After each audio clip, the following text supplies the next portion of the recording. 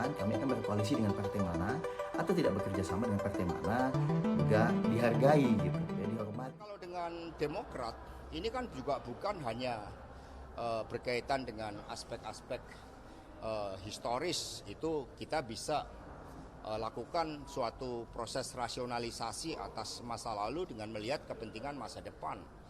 Tetapi ketika apa yang dilakukan oleh pemerintahan Bapak Presiden SBY selama 2 periode, apakah itu juga sesuai dengan yang dijanjikan kepada rakyat? Pertama, kalau Partai Demokrat sikapnya sangat jelas. Seperti yang disampaikan oleh Ketua Umum kami, Mas Ahy, dalam berbagai kesempatan. Kami ini sangat menghargai mekanisme internal, independensi, kemandirian dari setiap partai dalam menentukan dengan siapa dia akan bekerja sama atau berkoalisi. Begitu pula harapan kami agar kemandirian kami, independensi kami, ya, dan mekanisme internal kami dalam menentukan kami akan berkoalisi dengan partai mana atau tidak bekerja sama dengan partai mana juga dihargai gitu, ya dihormati. Janganlah kemudian pada saat kami akan melakukan upaya-upaya kerjasama atau koalisi dengan partai-partai tertentu, lalu ada tekanan-tekanan, ancaman-ancaman, paksaan-paksaan, bahkan misalnya upaya kriminalisasi. Nah, ini yang kami tidak harapkan terjadi karena ini tidak baik untuk demokrasi kita. Bagaimanapun Indonesia ini masih negara demokratis, bukan negara otoriter, sehingga seharusnya ada ruang yang luas buat semua dalam bekerja sama dan berkoalisi. Kemudian yang kedua, kami juga menyadari setiap partai punya prioritas masing-masing. Ya, ada perbedaan platform mungkin ketika memimpin negeri ini. Rakyat pernah merasakan era Ibu Mega, Pak SBY, dan juga era Pak Jokowi. Kalau di era Pak SBY, ketika Demokrat memimpin negeri ini, jelas prioritas kami adalah kebijakan yang pro rakyat. Kami berupaya mengurangi kemiskinan ya sebaik mungkin.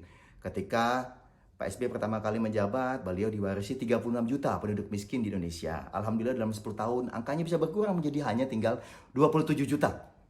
Ini angka yang sangat-sangat besar ya, sudah kira-kira mendekati 9 juta pengurangannya dalam 10 tahun. Sedangkan misalnya di era Pak Jokowi kita tahu angkanya kisarannya bahkan sebelum pandemi pun 5 tahun di awal berkurangnya dari 27 hanya ke 24 atau 25 juta. Bahkan sekarang kembali lagi ke 26 juta. Hampir tidak ada perubahan ya penduduk miskin secara signifikan.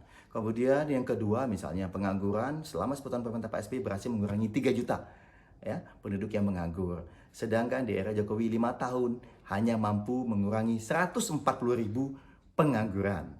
Ya, nggak. Dan setelah pandemi kita nggak tahu, ini angkanya malah bisa jadi semakin turun ya. Kami juga punya prioritas ya di era Pak SBY bagaimana agar rakyat mudah menikmati sembako, tidak perlu antri dan harganya stabil. Sedangkan sekarang ya 6 bulan terakhir kita tahu minyak goreng susah sekali didapat, lalu harganya tidak stabil bahkan meningkat secara drastis. Begitu juga dengan harga-harga sembako lainnya. Ya, lagi-lagi ini kan masalah prioritas. Kalau era Pak SBY, era Demokrat, prioritas kami adalah rakyat. Tadi mengurangi kemiskinan, mengurangi pengangguran, memastikan sembako tersedia dengan baik dan harganya stabil.